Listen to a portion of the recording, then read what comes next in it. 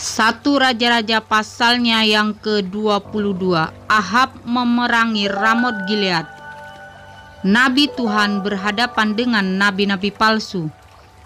3 tahun lamanya orang tinggal aman dengan tidak ada perang antara Aram dan Israel. Pada tahun yang ketiga pergilah Yosafat, Raja Yehuda kepada Raja Israel. Berkatalah Raja Israel kepada pegawai-pegawainya, tahukah kamu bahwa Ramot Gilead sebenarnya milik kita, tetapi kita tinggal diam saja dan tidak merebutnya dari tangan Raja negeri Aram. Lalu katanya kepada Yosafat, maukah engkau pergi bersama-sama aku untuk memerangi Ramot Gilead? Jawab Yosafat kepada Raja Israel, kita sama-sama, aku dan engkau, rakyatku dan rakyatmu, kudaku dan kudamu. Tetapi Yosafat berkata kepada Raja Israel, baiklah, tanyakan dahulu firman Tuhan. Lalu Raja Israel mengumpulkan para nabi, kira-kira 400 orang banyaknya. Kemudian bertanyalah ia kepada mereka, apakah aku boleh pergi berperang melawan Ramot Gilead atau aku membatalkannya? Jawab mereka, majulah, Tuhan akan menyerahkan ke dalam tangan raja. Tetapi Yosafat bertanya, tidak adakah lagi di sini seorang nabi Tuhan supaya dengan perantaraannya kita dapat meminta petunjuk? Jawab Raja Israel kepada Yosafat, masih ada seorang lagi yang dengan perantaraannya dapat diminta petunjuk Tuhan. Tetapi aku membenci dia sebab tidak pernah ia menubuatkan yang baik tentang aku, melainkan malapetaka. Orang itu ialah Mika bin Yimla. Kata Yosafat, janganlah raja berkata demikian. Kemudian Raja Israel memanggil seorang pegawai istana, katanya, jemputlah Mika bin Yimla dengan segera. Sementara Raja Israel dan Yosafat Raja Yehuda duduk masing-masing di atas tahtanya dengan pakaian kebesaran di suatu tempat pengirikan di depan pintu gerbang Samaria, sedang semua nabi itu bernubuat di depan mereka. Maka Zedekia bin Kenaan membuat tanduk-tanduk besi lalu berkata, beginilah firman Tuhan, dengan ini engkau akan menanduk Aram sampai engkau menghabiskan mereka. Juga semua nabi itu bernubuat demikian, katanya, majulah ke Ramot Gilead dan engkau akan beruntung. Tuhan akan menyerahkannya ke dalam tangan raja. Suruhan yang pergi memanggil Mika itu berkata kepadanya, ketahuilah nabi-nabi itu sudah sepakat meramalkan yang baik bagi raja. Hendaklah engkau juga berbicara seperti salah seorang daripada mereka dan meramalkan yang baik. Tetapi Mika menjawab, demi Tuhan yang hidup, sesungguhnya apa yang difirmankan Tuhan kepadaku, itulah yang akan kukatakan. Setelah ia sampai kepada raja, bertanyalah raja kepadanya, Mika, apakah kami boleh pergi berperang melawan Ramot Gilead atau kami membatalkannya? Jawabnya kepadanya, majulah dan engkau akan beruntung, sebab Tuhan akan menyerahkannya ke dalam tangan raja. Tetapi raja berkata kepadanya, sampai berapa kali aku menyuruh engkau bersumpah supaya engkau mengatakan kepadaku tidak lain dari kebenaran demi nama Tuhan? Lalu jawabnya, telah kulihat seluruh Israel tercerai-berai di gunung-gunung seperti domba-domba yang tidak mempunyai gembala. Sebab itu Tuhan berfirman, mereka ini tidak punya tuan, baiklah masing-masing pulang ke rumahnya dengan selamat.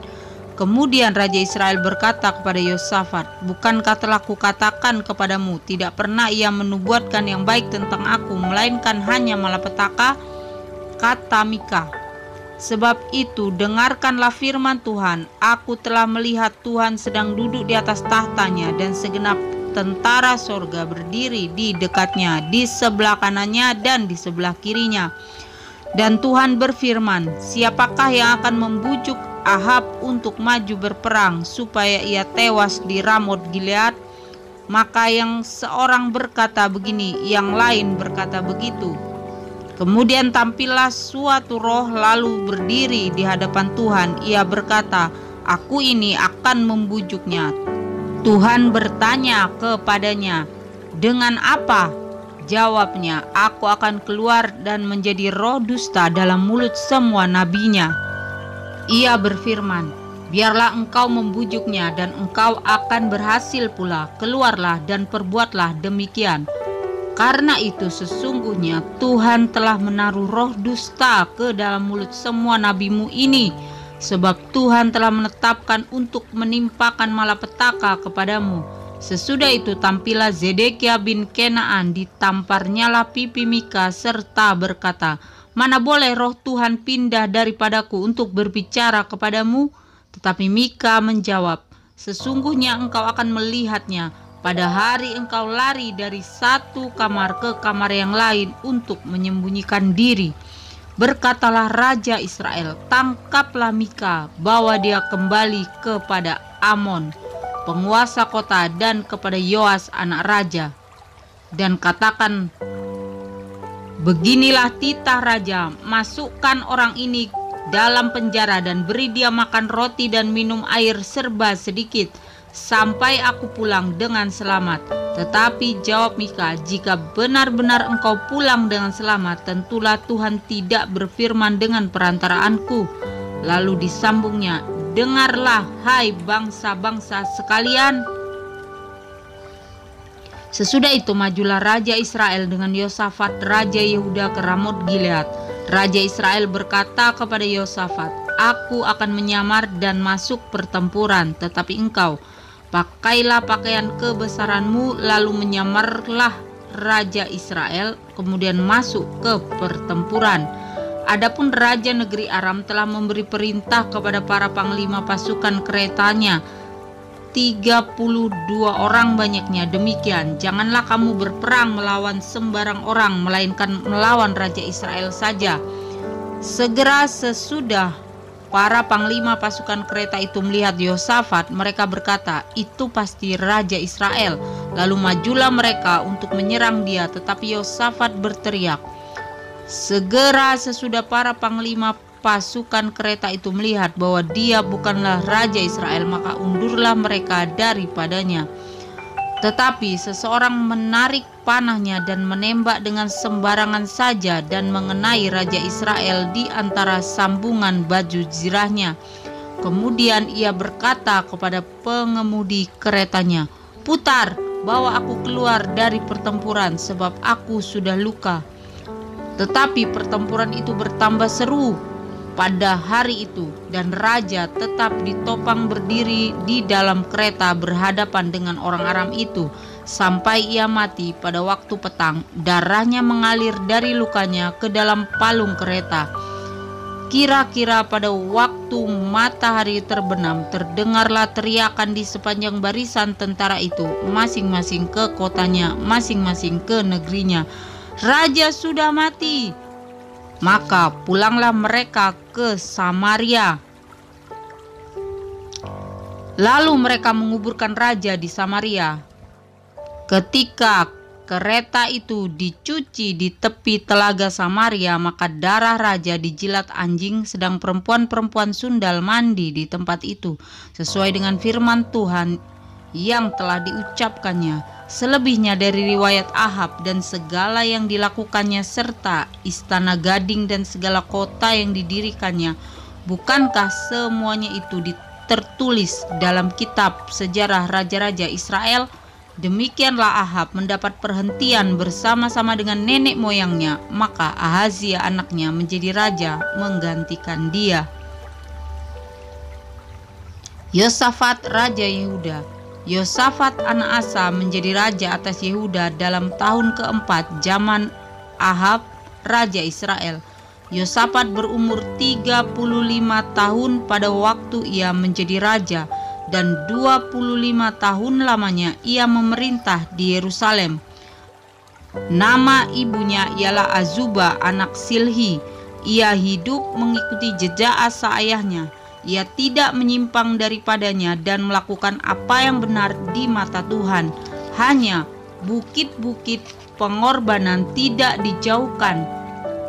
Orang masih mempersembahkan dan membakar korban di bukit-bukit itu, dan Yosafat hidup dalam damai dengan Raja Israel. Selebihnya dari riwayat Yosafat dan kepahlawanan yang dilakukannya dan bagaimana ia berperang, bukankah semuanya itu tertulis dalam kitab sejarah Raja-Raja Yehuda? Dan sisa pelacuran bakti yang masih tinggal di zaman Asa ayahnya dihapuskannya dari negeri itu. Tidak ada raja di Edom, karena itu yang menjadi raja ialah seorang kepala daerah. Yosafat membuat kapal-kapal Tarsis untuk pergi ke Ofir mengambil emas, tetapi kapal-kapal itu tidak jadi pergi ke sana sebab kapal-kapal itu pecah di Ezion Geber. Pada waktu itu Ahazia anak Ahab berkata kepada Yosafat, "Baiklah, anak buahku pergi bersama-sama anak buahmu dengan kapal-kapal itu." Tetapi Yosafat tidak mau. Kemudian Yosafat mendapat perhentian bersama-sama dengan nenek moyangnya, dan ia dikuburkan di samping nenek moyangnya di kota Daud bapa leluhurnya. Maka Yoram anaknya menjadi raja menggantikan dia. Ahazia raja Israel. Ahazia anak Ahab menjadi raja atas Israel di Samaria dalam tahun ke-17 zaman Yosafat raja Yehuda, dan ia memerintah atas Israel 2 tahun lamanya. Ia melakukan apa yang jahat di mata Tuhan dan hidup menurut kelakuan ayahnya dan ibunya. Dan Yerobeam bin Nebat yang telah mengakibatkan orang Israel berdosa. Ia beribadah kepada Baal dan sujud menyembah kepadanya, dan dengan demikian ia menimbulkan sakit hati Tuhan Allah Israel, tepat seperti yang dilakukan ayahnya.